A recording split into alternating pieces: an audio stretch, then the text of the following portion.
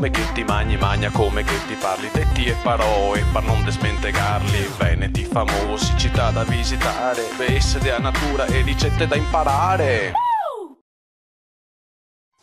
Signori e signori, benvenuti a questa nuova puntata di Gondola. Passiamo subito la linea a Leo per sapere qual è la parola di oggi. Leo?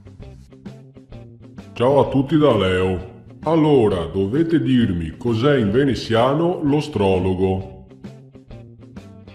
Dai canaglia, tocca a te. Allora, cos'è l'astrologo in veneziano? Raise, poi il fontego.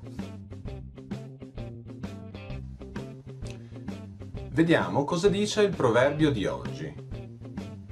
Quando a luna qualcuno amoggia, piove, voggia o non voggia.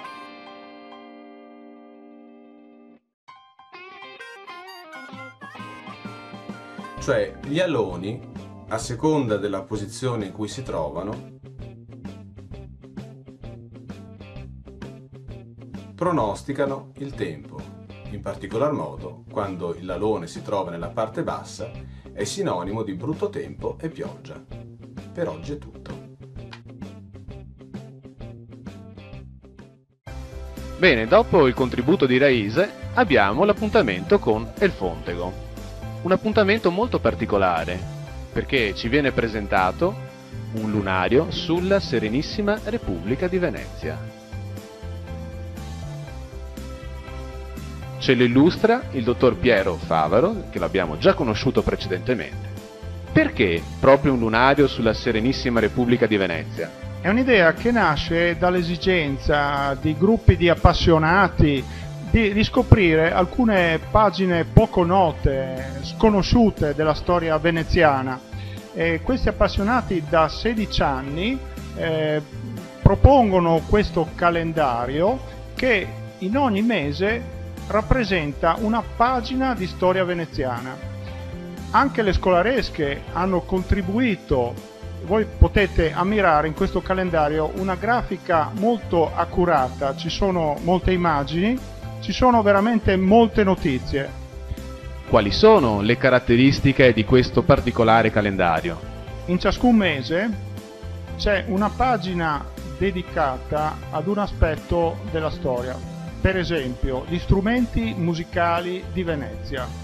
Sappiamo che la maggioranza degli strumenti musicali dell'epoca arrivavano proprio da Venezia, come anche i libri.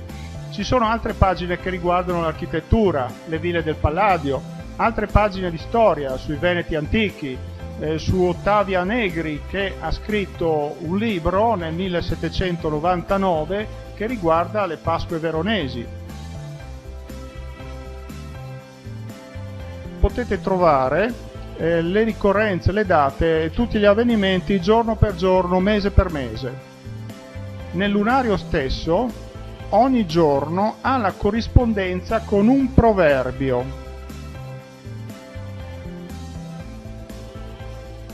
Il lunario è stato veramente molto apprezzato proprio per la riscoperta dei proverbi da parte del pubblico, ma anche gli emigranti hanno apprezzato moltissimo quest'opera.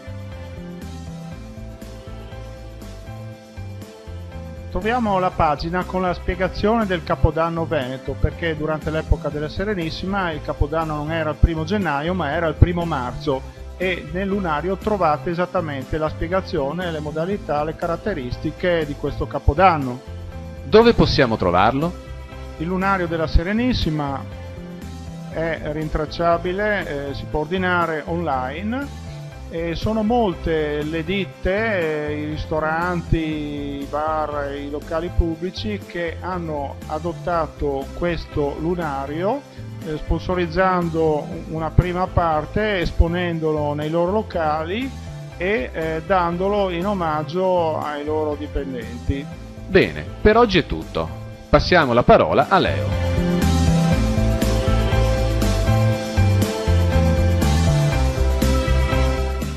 Allora, vi avevo chiesto cos'era in veneziano l'astrologo.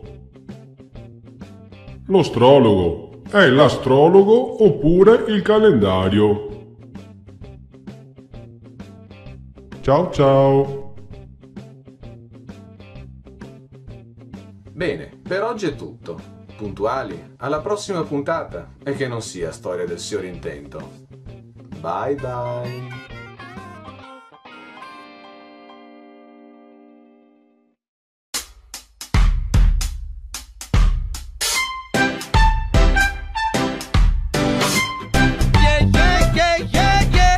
Questa è la storia del signor intento che dura tanto tempo e mai se destriga. Divo che ti accanta o gusto che ti adiga.